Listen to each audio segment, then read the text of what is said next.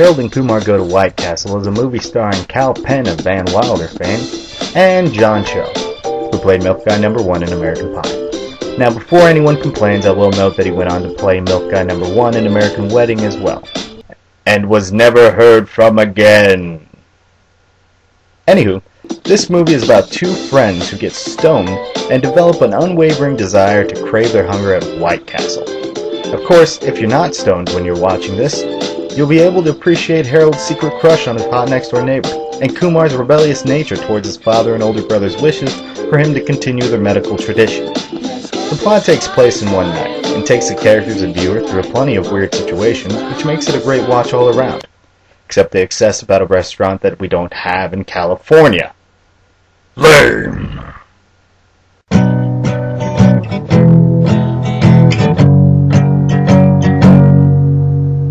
The Bride of Chucky is the fourth in a series of movies, and stars Jennifer Tilly from Bound, yes, Bound, and returning as the voice of Chucky is that of creepy guy from Lord of the Rings. Other notables are Katherine Heigl and a pre-op Alexis Arquette. The movie is about Jennifer Tilly, the girlfriend of Chucky when he was human, finding his doll remains and resurrecting him in order to renew their love. Meanwhile, Katherine Heigl and a dude that doesn't deserve her are trying to start their own love.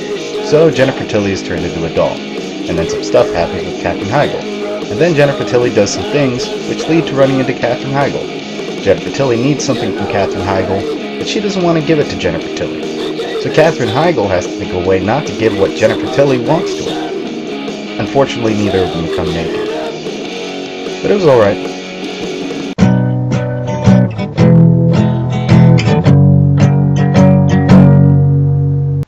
Bloodrayne, directed by Uwe Boll, was based on a video game of the same name, and stars Kristanna Loken, the Terminatrix from T3. Look, with Ben Kingsley as a vampire king, Michelle Rodriguez with blue eyes and an English accent, Billy Zane looking like he's begrudgingly paying back a debt, Michael Madsen staggering around aimlessly, and Meatloaf turning in the best performance, the entertainment behind this movie should be undeniable.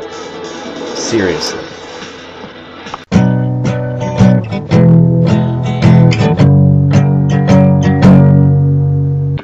Mallrats was the second movie made by director Kevin Smith, a follow-up to his acclaimed Clerks, and stars a bunch of people we have never heard of before, but would go on to be Jason Lee, Ben Affleck, and that evil bitch on 90210. The movie follows T.S. and Brody, both of whom had just broken up with their girlfriends, as they head to the mall to win back their women, where they, like any other one-day movie, meet several strange characters.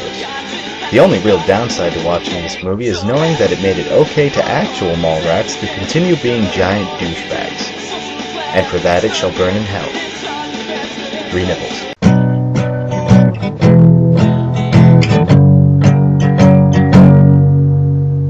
Balls of Fury, starring a guy whose name I didn't look up, and Maggie Q, making the logical career choice after movies like MI3 and Live Free or Die Hard, is a movie for moviegoers.